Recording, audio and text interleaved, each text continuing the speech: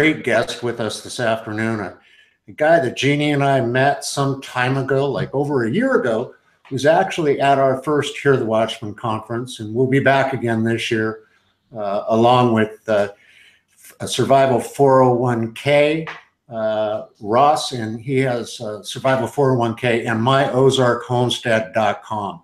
And they're going to be there. They're the presenting sponsors this year of Hear the Watchman.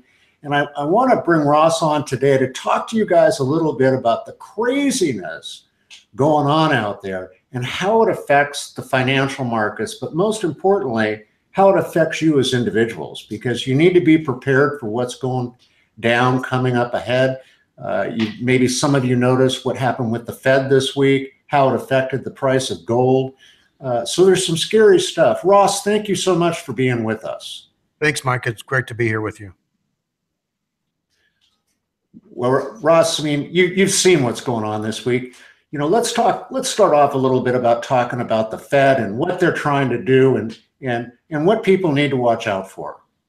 Sure. I mean, the Fed raised the overnight rate between banks and the Fed lending rate about 25 basis points, quarter point, not a big deal. The market had already played that in there, and the market popped in 100 points when it did it. And many times when they raised rates, and if they would have gone 50 basis points, they probably would have seen a market drop.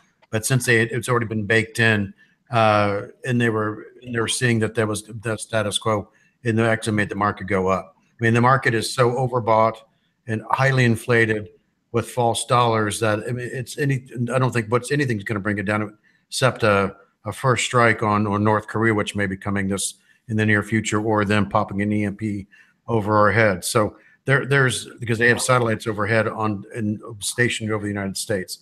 So who knows what's going to happen with North Korea in the coming days? That's going to affect the economy. It's going to affect our lives directly. And you have Tillerson, our Secretary of State, saying that negotiations with the North Koreans are going nowhere. And we have B-1 bombers and B-52 bombers, submarines, and we're put special forces working to take the little fat man out. So things are wretched, and anything that pops with that, or if they shoot a missile in Japan, just stand by for heavy rolls, because the market's going to take a huge collapse. I call it a huge dump, but they take a big collapse. And if you have a lot of money on the table, I would suggest you take your profits now.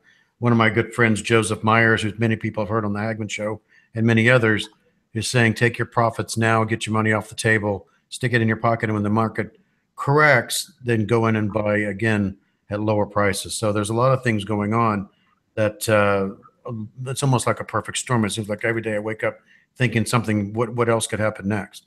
And you turn on the Drudge Report or Steve Quayle's site or any of these other sites, and you just find out, well, there's your answer. One more thing pops up. So long answers or short question. There's Michael.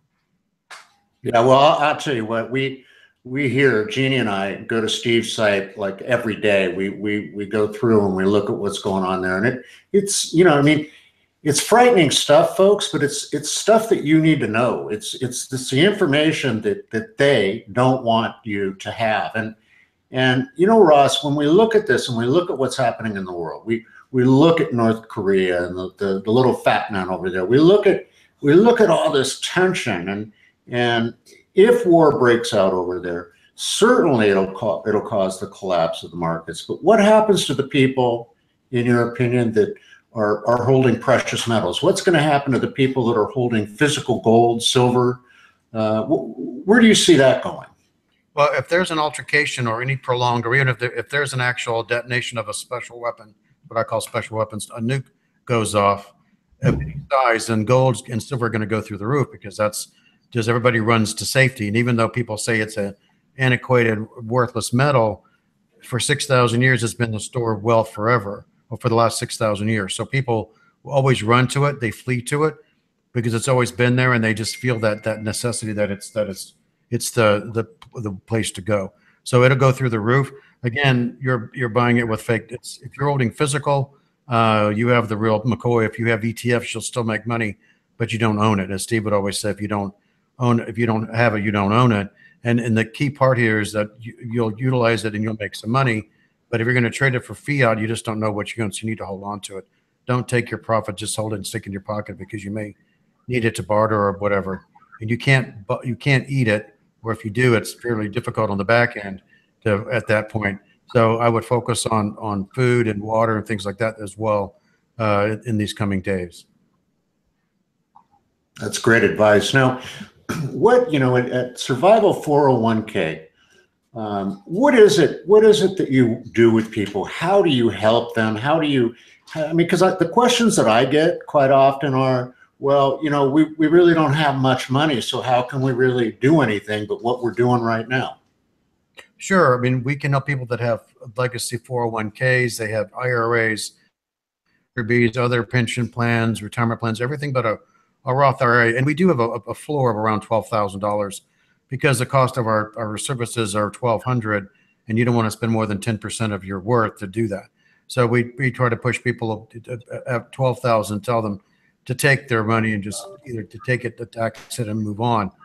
But for the average individual who I work with that has over between 50 and 100 or 200,000, we can move their money into an account where they can take physical control of it and have a checkbook and debit card control. And they can invest in things such as, you mentioned, precious metals, storable foods, ammo, weapons, generators, solar generators. You're going to have the portable solar folks that you're here, the Watchmen, and that would be a great investment with your 401k. That's a good thing to use. And anything that Chance has on his tables at the Here the Watchman, unless it's some kind of consumable, individual custom fitted thing, you could use your 401k. But any large bulk purchases of foods from Chance is definitely acceptable. So there's a lot of things you can do along with farmland and rental properties and commercial buildings, you name it, as long as it's not a Picasso or Rembrandt, a Chinese rug, a Ming vase, any of those things that would be you go to an auction for, even though it has real value, intrinsic value, but it's subjective. So you have to have a fair market value on the things that you invest in. And of course, you can invest in the market back again if you want to, but most of my customers are trying to take their money and get out of the matrix, as we call it, and get into hard assets. Abrahamic assets, as a matter of fact. Interesting. And tell me, what do you see the Fed doing now as we're moving forward? I mean, they're giving us the indications that they're getting jittery, but what's your personal feeling about where they're going with things? I mean, I think they're dead set on raising rates, which will strengthen the dollar, which Trump doesn't want to do because it hurts our exports. So at the end of the day, the Fed's going to raise rates 2 more times, even though recession is here, as it's approaching. There's a lot of things saying recession is coming, maybe even some stagflation. So prices of food and things like that are starting to go up, and people are recognizing it. And even the Fed's numbers, which are highly suspect, are even showing some inflation. So you're going to start to see them raise rates. As inflation, they'll raise the rates to try to cool off the economy. So you may get, have we seen any with the 2 points, the 2 times they raised it, almost up full? Excuse me, can you mute us? Let me turn my phone up. So can you edit this? I'm sorry. That's okay. You could have been worse. It could have been the little kids coming in the background there doing an interview with a national television show. Oh, that's true. Maybe we'll go viral, right? So at the end of the day, so they've had two since last December. They've had 2 of them, 0.25 and 0.25. And so you're at half a point, 50 basis points up. People aren't seeing it in their savings account. They're not seeing it in their CDs, really. It's just the banks charging each other. It's funny money. They'll probably do 2 more, maybe 3. At that point, we'll be at 1.5 1.25, maybe. You should start seeing some movements on payments in your interest-bearing accounts, but it's still going to be minimal compared to inflation.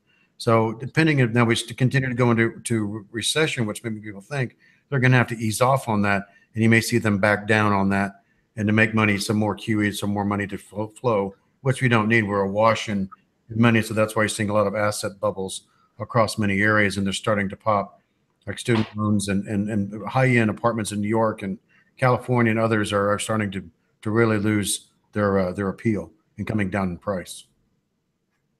Wow. So, would you say the Fed really isn't our friend, are they?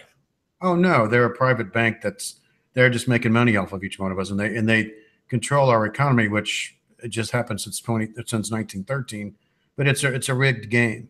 So we, as just the average people out there trying to make a living and feed our families and have an enjoyable life before we go meet our maker, is they could care less about us. So they're just trying to pad their pockets and feather their nests with our wealth, actually, or lack thereof. What I'll tell you what, I know something else that you're heavily involved in that's just a wonderful project. It's called My Ozark Homestead. Folks, you can see them at myozarkhomestead.com. Jeannie and I stopped by there. We were up at the Skywatch TV studios doing some interviews. And on our way back down to St. Louis, we stopped off and met with them up there. And I'm telling you, what they are doing at myozarkhomestead.com is something you all need to hear about. They are going to be doing a presentation at Hear the Watchman, and you don't want to miss that if you can avoid missing that. But tell us for a minute, Ross, what's going on there, and why do people need to pay attention to that as part of their plans to prepare? Sure. We're setting up 200 acres as a remnant community for believers. And so we have a total of 80 lots, 40 of them already, and we're probably sold half of those already, and we haven't really done much advertising. It's word of mouth. We're working with Steve Quayle and others, but we're creating a community of like-minded people, and our tagline is sustainable living as God intended. And so we're bringing this remnant community of people there that have all different skill sets and different abilities. So we have doctors and nurses, and we have teachers and greenhouse people and gardeners and builders and construction folks. We even have attorneys and veterinarians, all converging on this place that want to live in a like-minded, simplistic life. So we're building tiny houses starting at 384 square feet, a 16 by 24 cabin on a 90 by 90 lot. But what's important is there's an underground bunker that everybody will be there in the case of an event, whether it's, you know, some planet that's coming by, or whether it's an EMP or whatever, or other natural disasters. There's a Bilby underground bunker where people have that available for them and their families. Storable foods, seed banks, greenhouses, livestock, everything for a self-contained mini town is there, including all the people you need in a small town. So we're building that, and it's all based on biblical principles. And we're building cabins for under $50 a square foot, which is unheard of. It's half the price of what most housing is going for. So a single person right now before the Watchman can get into a place for $24,999, which includes a bunker, the food, the greenhouse, the livestock, a 16 by 24 cabin, running water, electricity, sewage, everything, all in for $25,000. It's unheard of. So, and it's in a like-minded group of people that are all working together for a common goal to build a remnant and stay afloat while the world outside burns. Wow, I mean, like I said, it's an amazing project. I mean, Jeannie and I were just so blessed to go up there and get a tour. We went around, and we were out there. It was, by the time we got there, it was nearly dark, but we still went out, and it was I mean, it was fascinating. It is probably, folks, one of the most well-planned, well-organized developments that I have ever seen. And you know, I used to be in commercial real estate. And in the development business myself, and I personally, I have never seen somebody take so much forethought into the project. And we actually went in a couple of the units that were being constructed there, and they're amazing. They're amazing. So you really want to take some time and go to myozarkhomestead.com and check them out. Now, Ross, I mean, Jeannie and I are so excited that you're going to be back at Hear the Watchman. You were there last year. Tell people a little bit about what was your experience, and what can they expect? I think they can experience an overwhelming spiritual experience. I hate to use that word over and over again, but it was. I went in there as a vendor and talking with customers, and the customers I already had that were there, but I just got blown away by the move of the Spirit and how you could feel it on your skin. I mean, I had constant goosebumps during that thing, and it's during almost all the speakers, and just during the prayer times and the services, it was amazing. And I think it was 300, 400 people got baptized on Sunday, something like that last year. And people were moved. They were healed. Their marriages were healed. Their emotions were healed. So it's just a big work of the Spirit, and you could feel God all among us. And I think the crowd is about the same this year. And the lineup is just phenomenal. I mean, the people you have lined up is just phenomenal. So we're really looking forward to being there and meeting a bunch of new people and seeing some old friends who are going to be there as well. Well, it's God has been so good, and you know, it has been called God's great gathering, And that's truly turning out to be what it is, folks. We are nearly completely sold out. So if you do want to get a ticket, get over to hearthewatchmen.com now. If you can't make it physically, or you find that we are out of tickets, there is a button that's the live stream option. You can live stream the conference, and you get it for an additional 30 days to view on demand, so you do not miss a thing. You can be blessed by all the speakers. You can study them. The price of that is $39. Use the promo code Dallas5, and you'll get an additional 10% off. So, folks, come join us. Listen to what Ross has to say. These are important things. You can go to survival401k.com. You can reach out to Ross directly. These are the things you need. Sometimes, we think when we're talking about preparing, that preparing means filling your garage up with 5,000 rounds of ammunition. There's a lot more to it than that, folks. It's spiritual and it's physical. And you've got to get prepared in all different ways. Men like Ross can help you do that and guide you. You don't have to do it on your own. Ross, thanks so much for joining us today. I look so forward to seeing you in a couple of weeks at Hear the Watchman Dallas. Sounds great. And I'm looking forward to seeing you as well. Thanks for having me on. Been a great time. All right. Thank you, sir.